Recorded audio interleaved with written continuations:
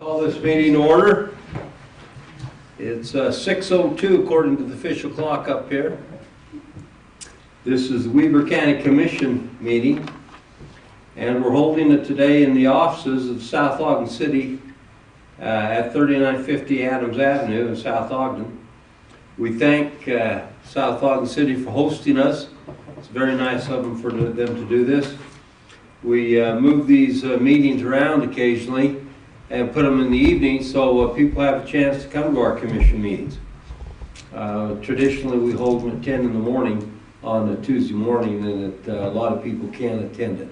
And so we want to give them a chance to come and be with us, and so we're doing that. So anyway, we welcome you. Our invocation this evening will be given by Christopher Crockett.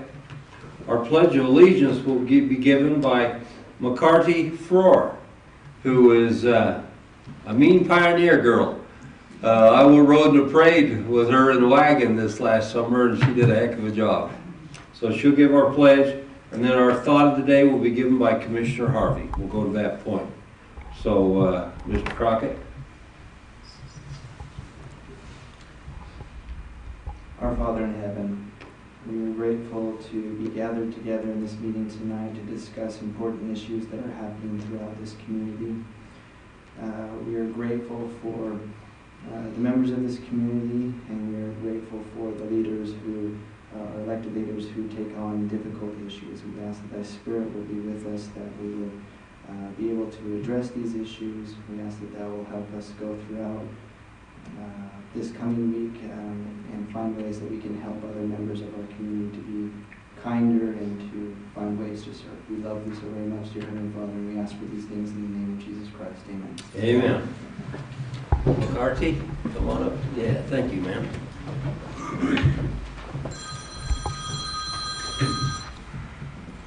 Would you repeat after me?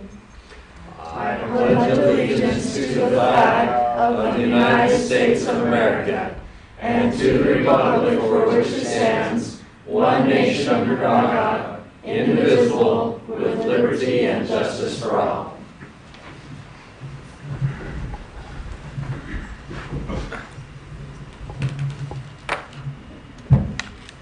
Mr. Chair, what an honor to give the thought here today. Of the meetings when we travel around to the different cities, this is uniquely special for me. I grew up in this area. I've attended this park right here to the west for as long as I can remember, more than 50 years. They used to hold South Ogden Days in this park. The boards coming in I knew most of the mayors coming in because they were active in the schools and the different things. I went over to Roosevelt Elementary and then on to T.H. Bell, and I always loved the South Ogden guys, and then on to Bonneville High School. You know, as I was thinking about what to say here, this area's really helped shape my life. Growing up in a single-parent household since I was 5 years old, there were a lot of people that stepped up and cared. And it was really wonderful. I particularly remember, and some of them are gone now, but I remember Mrs. Marilyn Newton. She was my kindergarten teacher, then she was my second grade teacher. I remember we had these little carpets we got to roll out and sleep for kindergarten. I miss those days even today. That'd be great. I remember, now it's Susan Lundell, but Miss Alstrom, she helped shape, and Sylvia Carter, some of you may know these people. Ken Cottley, still over there in South Ogden. Mark Angus, C. Paul Ogden, Farrell Monson. They were all great teachers, and there was a host of others there. Miss Dudman, and I heard a lot of great teachers there at T.H. Bell. And then Elaine Bird, and most of you know Carl DeYoung, who was just right over here. And Lamar Hershey, Admiral Hershey, was the principal of Bonneville for a while. And Mr. Peterson, and we had great science and a lot of great teachers there. And also in South Ogden now, Carl Boynton. Carl and Chan, when things got a little tough, they took me into their home. I remember going there after school. It was a safe place to go for me after school. And it was a great experience. And so I wanted to thank especially Mr. Chair, Mayor Russ Porter, and the South Ogden City Council, Susan Stewart, Adam Hensley, Brent Strait, Mike Howard, Sally Orr, for hosting us here tonight, and also the city manager, Matt Dixon. Well, he's kind of a juvenile delinquent. I do appreciate, they're a great progressive city. They're very helpful in our COG meetings, and it's just great being here. So, not too deep. I was going to say something about Halloween. It's where we trick-or-treated. You guys in South Ogden had really good treats, though. I remember that when I was a kid, because we used to come over here. You guys had more chocolate than the rest of the hard candy on the other side of Washington. So keep up the good work. Thank you. So you mentioned your teachers in kindergarten and second grade. What happened in first grade? You just blow right through that? Why, well, if the truth be known, I had a great first grade experience, but I just can't remember my teacher. When you get my age, you'll probably know what I'm talking about. I've got to look at the pictures again. I'm amazed that you could remember as many as you did. They were Wait till you get to wonderful. be my age, you'll be wondering what school you went to. Reform school. Again, yeah. schools. Oh, that's good. Very good. So now we go to the point where we have public comment. Now, normally we don't have a lot going, but tonight we do have an approval on consent of this Halcyon Lake Estate subdivision, Phase 1, consisting of 14 lots. And if there's anybody here who wants to comment on that, now would be the time for you to come forward and comment. So we'd like to open this up to public comment. If any of you would like to step forward tonight, please do. Thank you for your help. My name is Doug Gailey. I'm the Assistant City Manager here. Just wanted to bring greetings from Mayor Porter and from Matt Dixon. Also, they're sorry they couldn't be here. They were out of town at a meeting, but they said that had they been in town, they'd be here to support you. So Thank you. Thank you.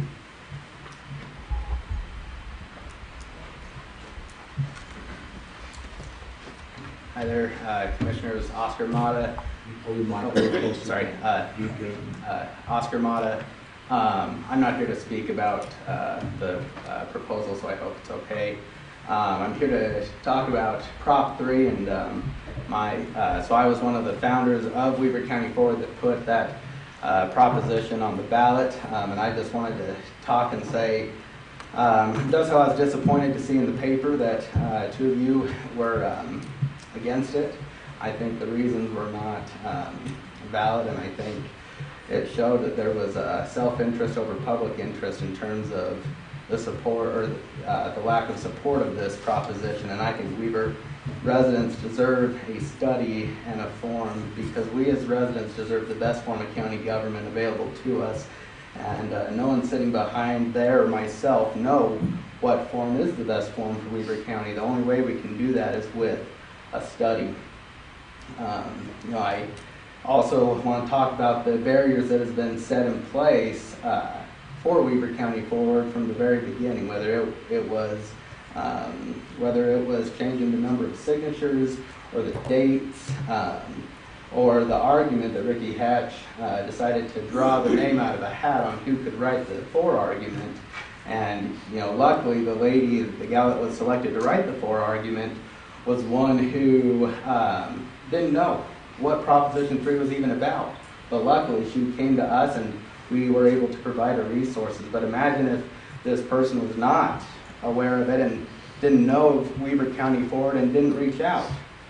That's not fair to the public, Ricky, and I don't think that was your intention, but you need to understand that the county clerk's office is supposed to facilitate elections, not dictate who wins or loses elections. And I think the selection of the for argument could very well look like you were trying to pick sides in that. And so, I just wanted to come here and tell you the thoughts of myself and those on Weber County Forward on how we felt this process has come about, and we'll see a week from today how that plays. Thank you, Oscar. Yep. You know, I take a little bit of offense in the fact that you call it self-interest. You don't know that. That's speculation on your behalf when you stand forward and make a comment like that to us. And the fact is, we followed all the rules set by law to put this into place, and we've done exactly what we were supposed to do. And I see no self-interest in it at all. Am I allowed to? Well, you go ahead if you want to. I'll give you a few minutes to talk about that. Thank you, and, I hear what you're saying, but the fact is, when you're going around in private meetings and in public meetings, attacking the way that this was put on, and trying to get the Republican Party to officially come out against Proposition 3, I do take offense to that. Who did that? Commissioner. Who did that? You did. No, I didn't. I challenge that. I've never, when asked my opinion, I've given it. But I've never come out in a public meeting and asked for them to not support it or support it. And I've never, in our Republican caucus, I've never said anything about it other than when I was asked to say something about it. And I've never asked the party to take a position on it. Okay. Did you hear that personally with your own ears? I did. Oh, wait, man, you misunderstood me. Oscar. Well, I wasn't at the meeting. Those that had told me were. Well, But because I'm the one Democrat on the Weber County Forward Board that is 7 members. The others are members of Sure. your party. well, my only point is, before you go poking at somebody and making accusations, you should make sure of where you get those, especially when they're not firsthand. Well, our interactions with the commission has proven that the commission is not supportive of Proposition 3, and they never have been from the beginning. This was put forward by Brent Taylor, myself, and others to get it on the ballot. And now, Well, I'm gonna say it. You put it forward, but you couldn't get enough votes to put it on the ballot. You couldn't do it. So who put it on the ballot? We did. The county commission put it on the ballot, and the author of the bill is sitting next to me. And give credit where credit's due. But you weren't. I do. That's the whole point. I will credit that you guys put it on the ballot. You just said we've been opposed to it, and it was a unanimous decision by resolution to put it on the ballot. So I'm confused, if we're opposed to it, how do you get a unanimous resolution out of this commission? Well, if we're going to get into the details, the reason why is because had the petitioners gotten the signatures, the petitioners would have been the appointment council, where now, with you guys having put it on the ballot, which again, kudos to you. Did we have to put it on, did we have to do a resolution? Did we have to? No, you did not. Did we keep our promise to do it if you didn't have the signatures? You did. That's all the questions I've got. Okay. Thanks, Oscar. Why don't you Commissioner Faur? Why don't you stay there a second, Oscar? Okay. Appreciate you being here.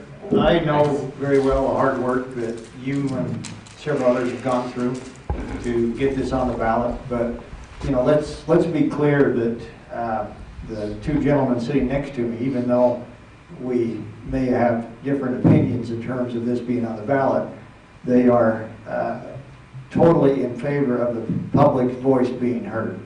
And so I don't think it's accurate to say that they tried to, go behind the scenes or stop this process, at least from what I can see, and I would have to agree. And as being part of that initiative, being the sponsor of HB 224 that allowed the group, the Weber County Forward, to do what they do, I think I'm fairly familiar with the process.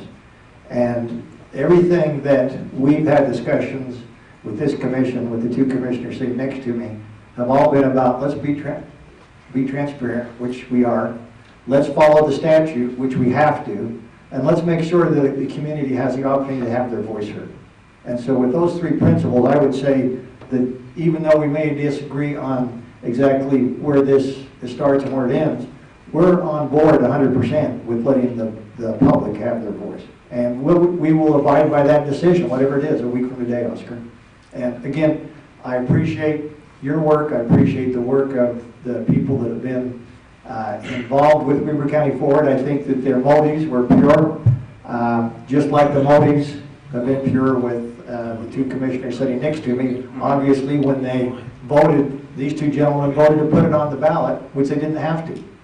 So I actually, I think we owe them a bit of respect and, you know, initiating that process of putting on the ballot that probably wouldn't be there without them.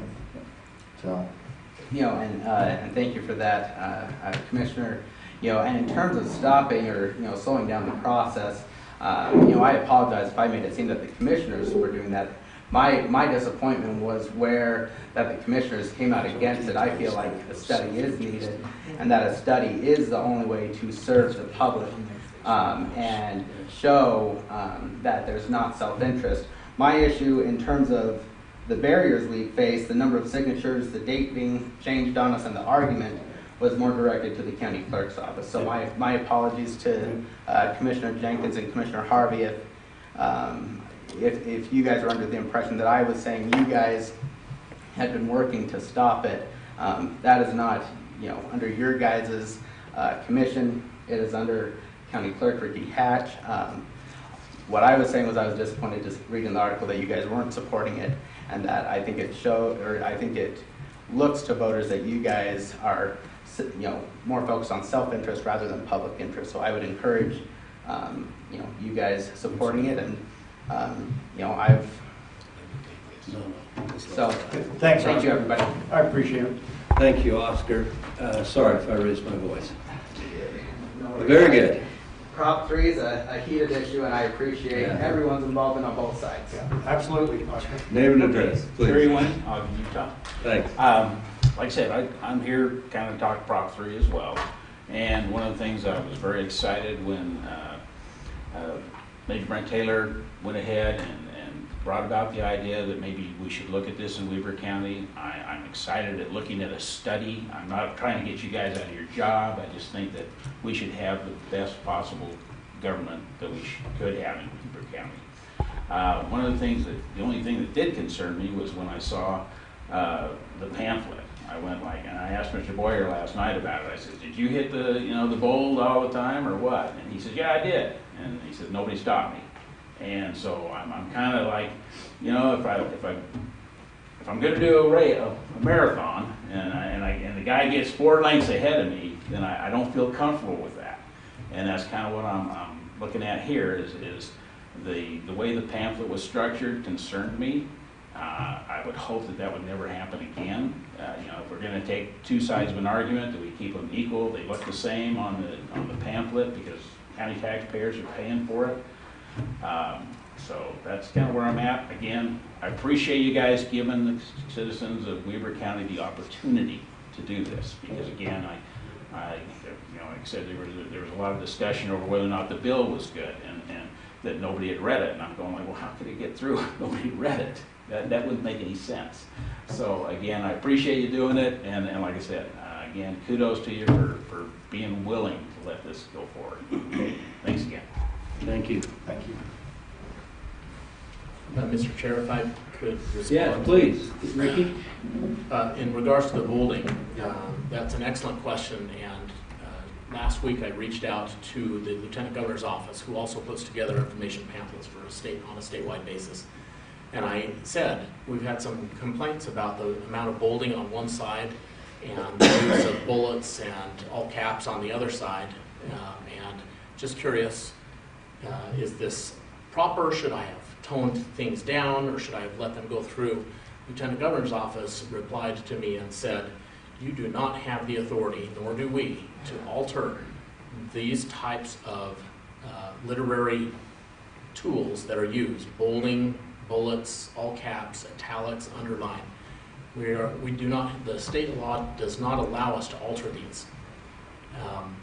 And I had talked with our county attorney early on in the process to say, how do we deal with this? And we felt that it was appropriate after reading the law to let them come through, and the Lieutenant Governor confirmed that last week when we emailed them.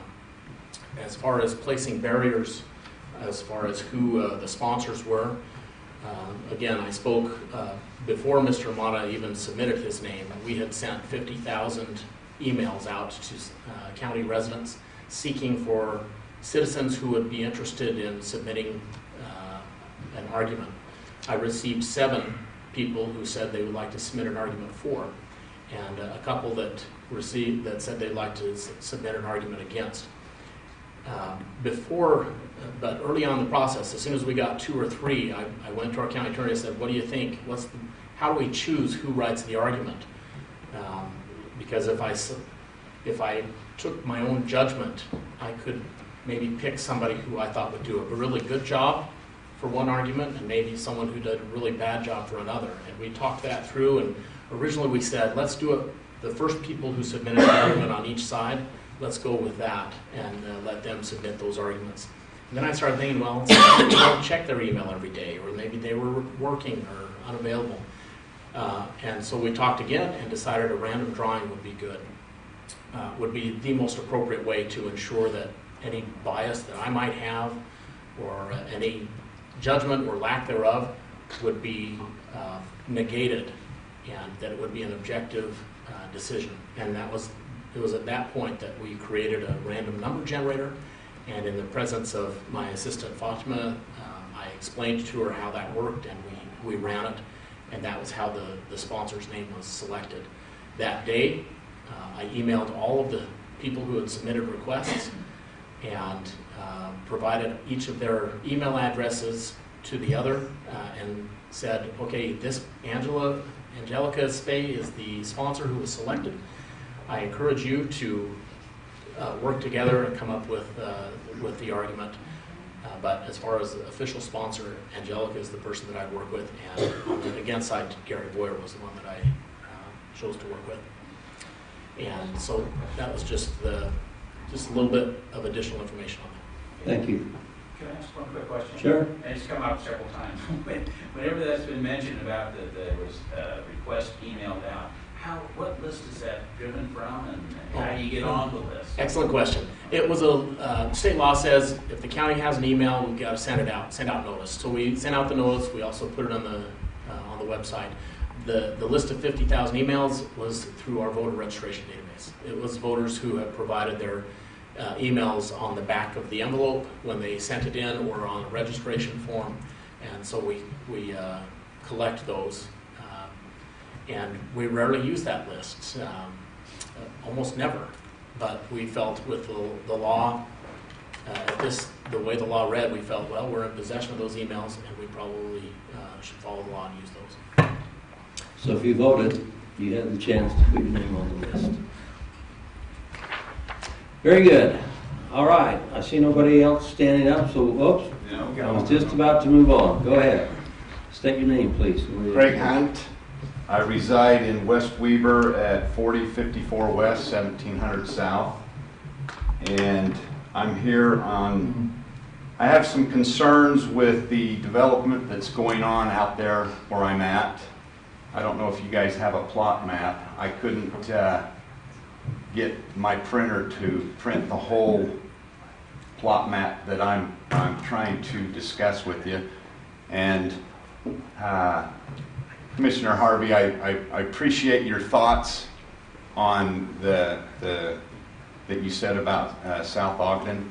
I am a product of South Ogden. I grew up here. I went to South Junior High, and I graduated from Bonneville, and I was living here when J. Farrell Shepherd was the mayor. Yeah. So, a good man. Were you the ones that lived right over there on 4800? No, we lived over here on 40th and Chimes. Yeah, great. So, my concerns are, I don't have any problems with this first phase coming in, but I do have questions and concerns. Where I live, I'm at 4054 West, and there's a proposal for a street, a future access road to the Martini property that's just north of me. And I understand that, and I have no problems with that, but my concern is the developer was told that the county wanted them to put this road in. My question is, is this road gonna be just road base or is it gonna be paved? Okay, I'm getting a nod in the back room, so we'll be paid. okay, all right, we're good with that.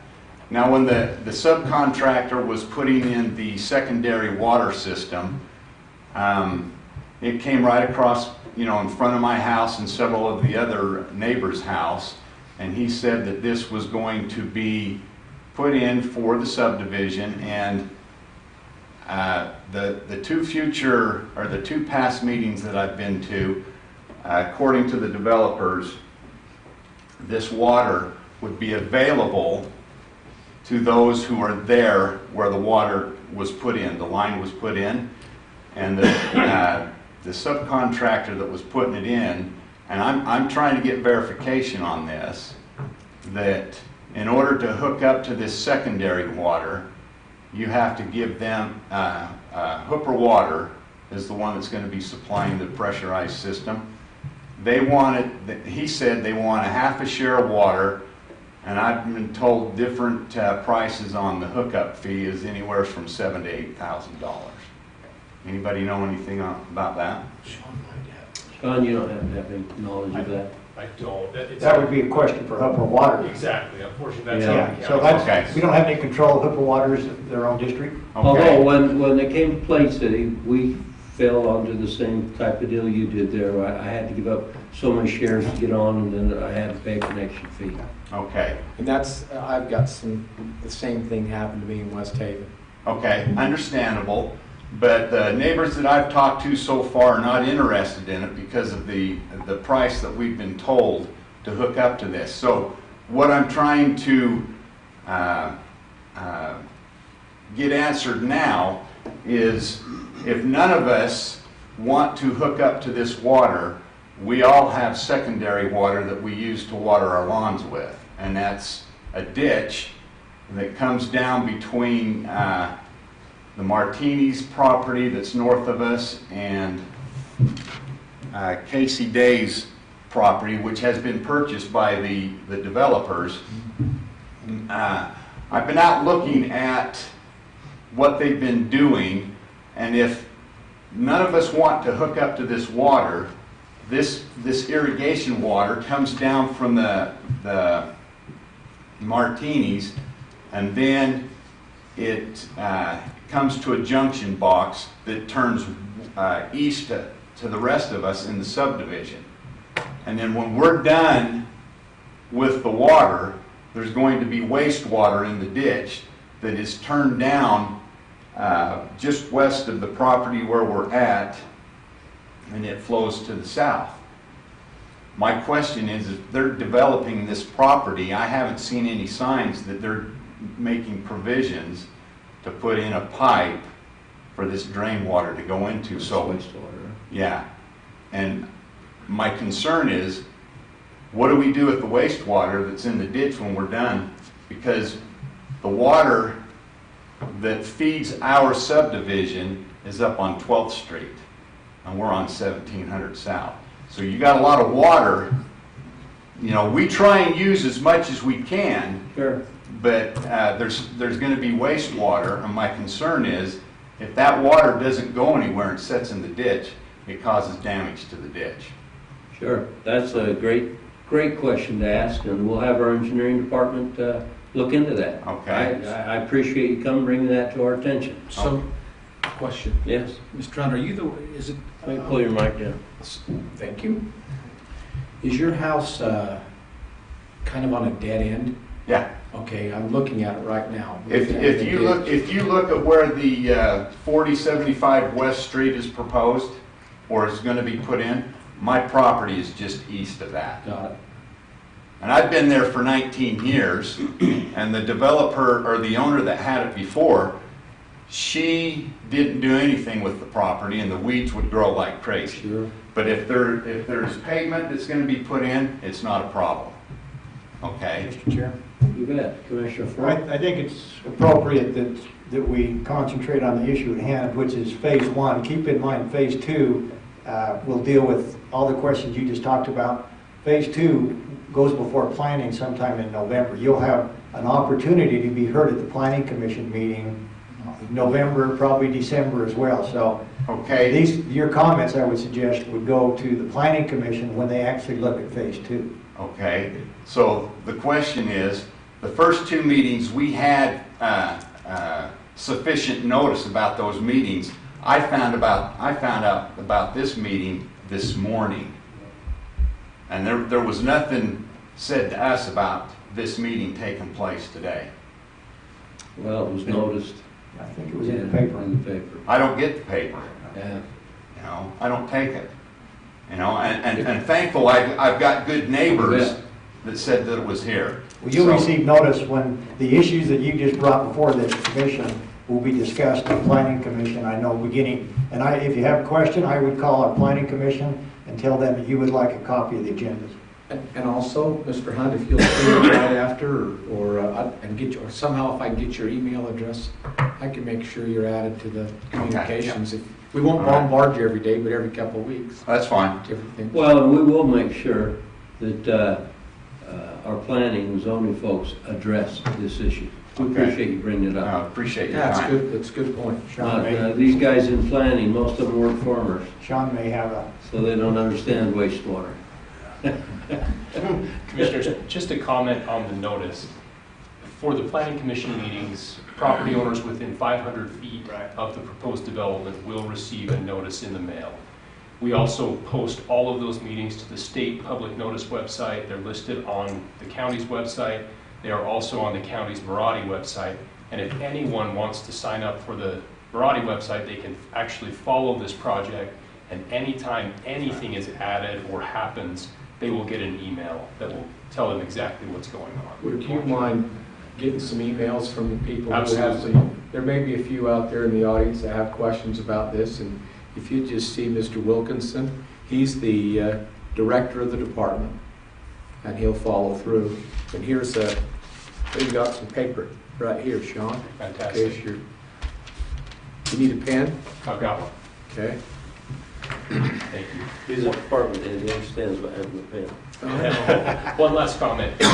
For the county commission meetings, we typically do not notice because there's already been notice at least twice for the planning commission meetings with a preliminary approval and a final approval. that's right. So Sure. there is not a postcard or anything sent out. So, but even this gesture will help improve that process moving forward. Thank you. Hold on, Sean. Why don't we notice up this meeting if we're gonna be dealing with it? The planning commission notices are courtesy notices. There's no requirement in the state code or in the county code that requires us to notice for the county commission meetings. And that's just typically what we've done. We have never done that in the 14 years that I've been with the county. Because that goes directly what this gentleman was talking about. Correct. But we do have the Mirati website now. We have much more, the world of electronics, and also on the state notice website, we're required to post to. So those are the things that we do. We could certainly look at alternatives if you want us to. It was Chris? also posted to the state website on Friday. Yeah. Chris, when we get back, let's look into that. Anything to be better communicators, I'm for. Well, yeah, I'm all for noticing up for this meeting. I think he brings up a great point. Thank you, Sean. Thank you. Appreciate it. All right, Dean Martini. I see you kind of make the start up there. Well, my question is, phase of the Halicon Estates, phase 1, if it passes and they go ahead and do it, does that automatically mean they can go into phase 2 and the lake's going to go and everything? It does not. No, Okay, that that's hasn't what been brought before I think it's been preliminary discussed at planning commission, Mhm. but that doesn't go before planning commission, my understanding, until mid-November Yeah. sometime. Because I brought it This, before the lake has nothing to do with phase many 1. times that lake, I mean, I know there's going to be homes and that out there, but that lake, I can only see it benefiting 14 lots, 14 families, and it's going to do a lot more, I won't say harm, but not good to the rest of the community. And the way the paper put it today, Davis County had a great thing out there in that West Lake Estates, but I've heard terribly different things about that. and they haven't sold many lots out there. But anyway, that is my main question, my main Thank you, beef. Dean. Well, before we look at the next phase, I wouldn't mind taking a field trip Yeah, field experience out there. out there in Davis County and look at that development that Dean just I've told been me about. out there. Yeah, I'd like to go out and look at that. Thank you, Dean. Syracuse, yeah, we could Yeah. see it. I'd like to see that. One more question. I've been out there, and the people out in our community, it's a lot different than what they got out there, the homes and that out there. Is it? Okay. Thanks, Dean. All right. We'll now go to the consent items then. We're on item F1, request for approval of warrants 2116 through 2143 and 444, 261 through 444, 551 in the amount of $1,371,045. Request for approval of purchase orders in the amount of $177,928. Request for approval of the minutes of the meeting held on October 22nd of this year. Number 4 is request for approval of new business license. Number 5 is request for the Weber County Library for approval to surplus office equipment. Number 6 is consideration and action on a request for final approval for House Salon Lake Estate Subdivision, Phase 1, consisting of 14 lots and the associated subdivision improvement agreement. Number 7, request for approval of a letter of intent with ADP to provide professional payroll service. Any questions, commissioners? No, do you have, Ricky, would you like to go ahead and approach or talk about item 1 and 2? You bet, and, oh, there we go, you bet. And also, don't forget to mail your ballots in. If you're gonna put them in the mail, they have to be postmarked by Monday. But on election day, if you haven't mailed them, you can drop them off in the drop box. We've got Thank you, 21 sir. drop boxes throughout the county. All right, 44 purchase orders were issued this week for $178,000. Half of that amount, or $89,000, was for the ice sheet, and that's to purchase a Zamboni. 16%, or $29,000, is for IT, and that will go towards buying switches for the health department. 13%, or $24,000, is for the health department to purchase vaccines and some software. And then 6%, or $10,000, is for the road, and that will go towards purchasing paint supplies. As far as checks, we issued $1.4 million in checks. A third of that amount, or $472,000, was for the transfer station, and that was for the lease on the grader. 15%, or $202,000, is for the library. That is for Ogden Valley renovation, and then a final payment for the main library. 10%, or $143,000, is our monthly payment to paramedic fund, and 8%, or $108,000, is for the Weber Housing Authority, and that's primarily housing payments. That's it. Very good, sir. Questions, commissioners? Are you ready for a motion? Yes, I am. I would move to approve consent items, agenda item F, 1 through 7. second? I have a motion and a second. Thank you, commissioners. All in favor, say aye. Aye. Opposed? So it's unanimous. All the consent items were approved. Item G, under action items, number 1, request for approval of tentative operating and capital budget of the Weber County for the 2020 calendar year. Mr. Scott Park. Good evening, Commissioners. Good evening, Mr. I found out the other day that his grandpa used to live across the street from me. Really? Kid. Yeah, I've known him all my life. Plain City? Yeah, in Plain City. Wow. Yep. Come from Good Plain guy. City and West Weaver out there, so that's where my family. That is good. So the 2020 tentative budget process began actually back in August with gathering all the information from the departments for their requests for 2020. We sorted through those as the clerk auditor's office to make sure they complied with county budgeting policies and procedures. We then had the commissioner listen to the presentations of all the different departments, and then commissioners work together and set out your budget priorities. All that has been compiled into one document, which is the 2020 tentative budget document. It's available now on our website for anybody to see who is interested in looking at it. It's right on the main homepage, just right there it says 2020 budget. I just wanted to give you a couple of highlights from that. Our insurance costs for our medical went up 8.5%, and our dental insurance went up 15%. We are asking the employees to cover those increases out of their own pockets. However, the county is offering a 45-cent an hour cost of living increase to help offset some of those costs. There's also included a 3% increase for the employees based off of how well they're doing in their jobs. So each year, the employees set these goals. If they achieve their goals, they are eligible to receive a pay for performance, and that can be up to 3% this calendar year. The budget also includes a reduction in the general fund county property tax line for everybody in the county. So everyone in the county is going to see a decrease on their Weber County general fund tax line. With that, though, How many of the county residents? every single resident that pays property tax now will see a decrease in their Weber County general fund property tax line. Thank you. For those who live in the unincorporated areas of Weber County, which is about 6% of the residents, they are going to see an increase in their tax levy, and it's going to be about $20 per year for an average house of $280,000 a year. The county has also set aside about $1.7 million into a new repair and replacement fund, and this is going to help us fund the improvements and the maintenance of our buildings and capital equipment as we go forward. So it's a good thing to have. With the tentative budget now being available on the website, we're also going to hold a public open house on November 12th in the Ogden Valley, in the Ogden Valley Library, actually at 6 p.m.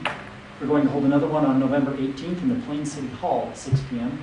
And finally, on November 26th in the Weber County Center at 6 p.m., we'll have a public hearing to take any comments anybody has on the tentative budget. After those comments are received, the commissioners will have a chance to reevaluate, make any changes we need to, and then we will pass the final budget sometime in December. So unless there are any questions, I would ask for you to accept and approve the tentative budget for 2020. Commissioners, any of you would like to comment? Yeah, I would like to, Mr. Go Chairman. ahead, Commissioner Hall. First thing I'd like to do is give thanks to Scott, Stephanie, Ricky for the hard work that they put into this budget. It wasn't an easy process. It was a fairly long and drawn-out process, as we all know. But that was a proper thing to do. But with their help, we were able, at least in my opinion, to do several very good things for the county. One of those things, which is a tax increase to 6% of us, which happens to include 66.9% of this board, because we do live in the unincorporated area. But it's the fair thing to do. I think that we understand that under state statute, we can't have municipalities, we can't have certain groups subsidizing other portions of the county. That's against state law. One thing we don't do in this commission is violate state law. The other thing, it was a fair and transparent policy, tax policy to adopt, because the services that are provided in those areas, they should pay for it, at least in my opinion. So I think we've taken steps to do that, to bring the municipal service fund back into healthy territory. I'm also very excited to talk about the capital improvement budget. It's very important, at least from my state background, to make sure that we maintain our current buildings before we go out and replace those or build any new projects. Scott, with your help, and Stephanie and Ricky, I think, and the commission, we made a major step forward for the future that actually will save tax dollars in the future, at least in my opinion. So, Thank you, Commissioner. We appreciate that. Gage has taught me something really well, is when you get the signature on the contract and you're ready to close the sale, just shut up and get the money. And so I do, I'm part of the 6% with you, Commissioner Floor, but this is also good for 100% of the people. How do you get 6%, 100? So 94% for sure. So it's the right thing to do. You've done Scott and Steph and Ricky and your staff. You know, I've been involved with these budget hearings now 26 times. And you're the best of the bunch. My opinion, you're the best of the bunch we've ever had. And I have fantastic confidence because of your, just the way you help us. And then we have two phenomenal business people in the commission. that are, it's really, really good. So I really appreciate what you all are doing. Thank you. Thank you. So I would entertain a motion on one. Mr. Chair, I'll make the motion that we approve the tentative operating and capital budget for 2020 calendar year. Second. Okay, I have a motion second. With that, Mr. Park, I also would like to sing your praises. You did a great job this year. It's fun working with you. I enjoyed pushing back and you pushing back against me. We have a very respectful relationship, and I really enjoy working with you. Now, Stephanie, it was really nice having you in the room this year. You added a lot to the negotiations and the planning that we did, and we appreciate your efforts. And to everybody else, Shelley, you kept us hydrated and in food. Well, it's no easy thing. We skipped lunch day after day, and you get nervous in those meetings. We're up walking around and trying to decide when we can give and when we can't give, and where you feel like you have to hold the line, where you don't hold the line, and it's a process we go through. So I want to let you commissioners know I appreciate your efforts in this behalf. You're both wonderful, and all the rest of you are great. So thanks, Scott. Team effort. Team effort. So with that, I'll call the motion. All in favor? Aye. Aye. Any opposed? That's unanimous. Thanks, Scott. All right, next up is request for approval of a resolution of the City of the County Commission of Weber County appointing Weber County representatives and an alternate to the USIP Indemnity Pool membership meeting. So we are part of a USIP, Utah County's Indemnity Pool, that self-insure the county. And it's been a good thing for Weber County. We've debated getting away from it a time or two, and there's other options that are actually pretty good too. But this is the one we've chose to stay with. We're the largest city in it, and it has served as well.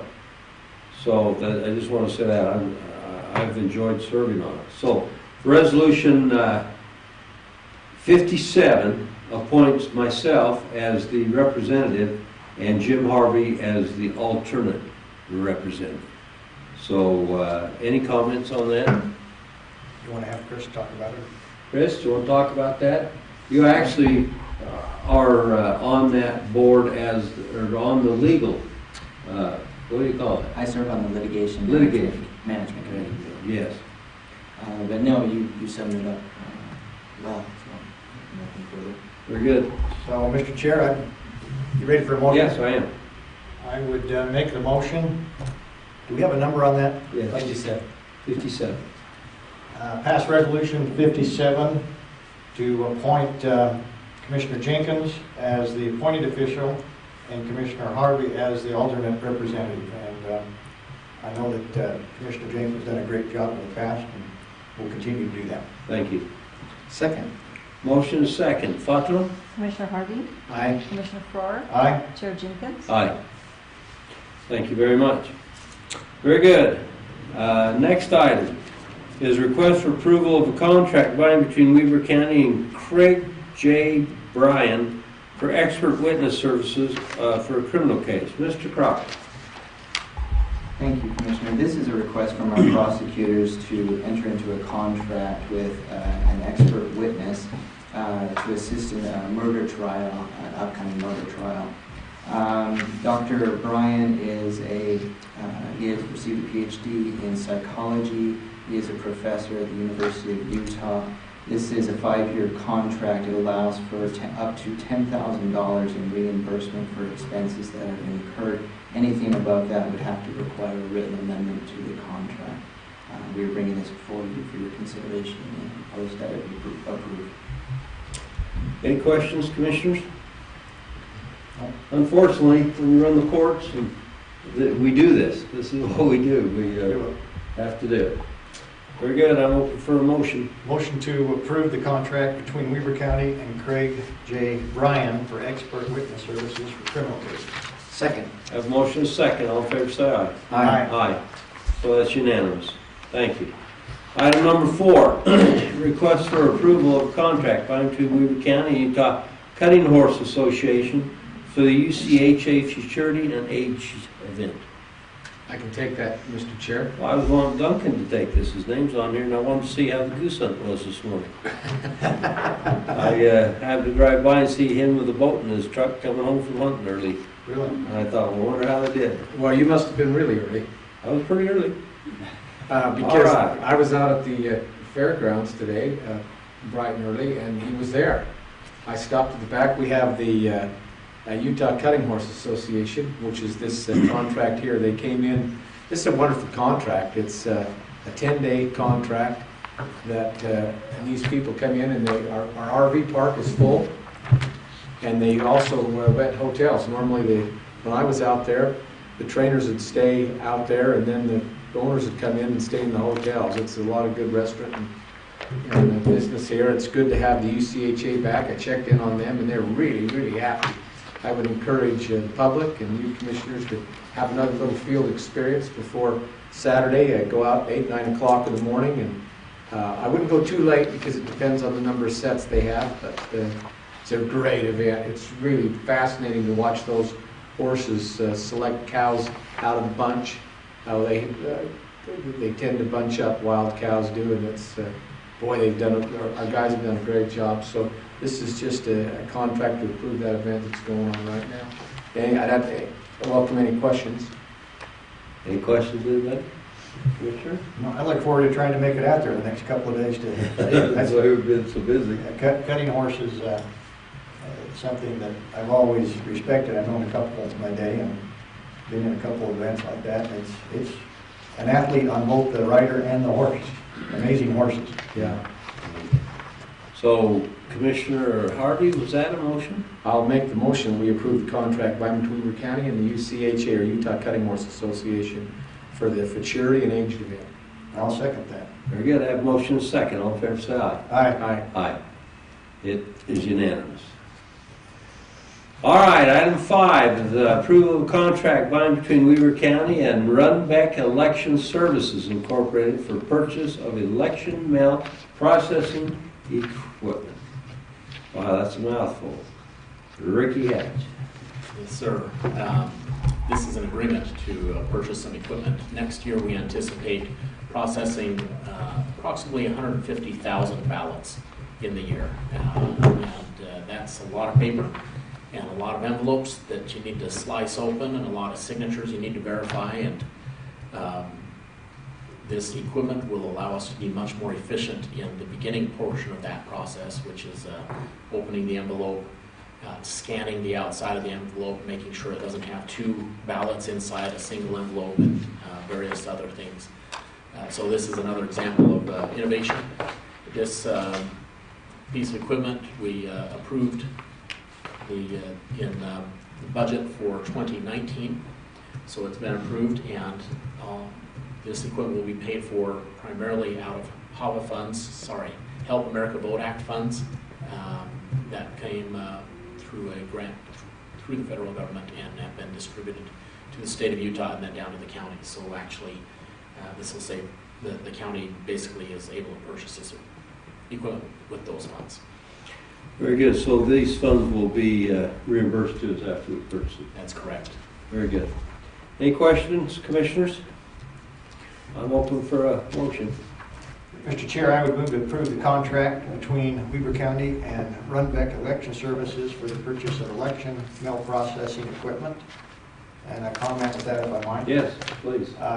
We've all visited Ricky and his elections department down there, know what a great job they do, service they provide. So the more tools, the more technology we can give that staff to make sure that the voting process is accurate and transparent, I'm all for it.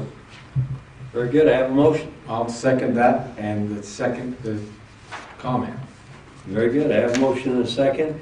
And I agree with you, Commissioner Ford. You go down there in that room with only little windows around the edge because it's so deep down there.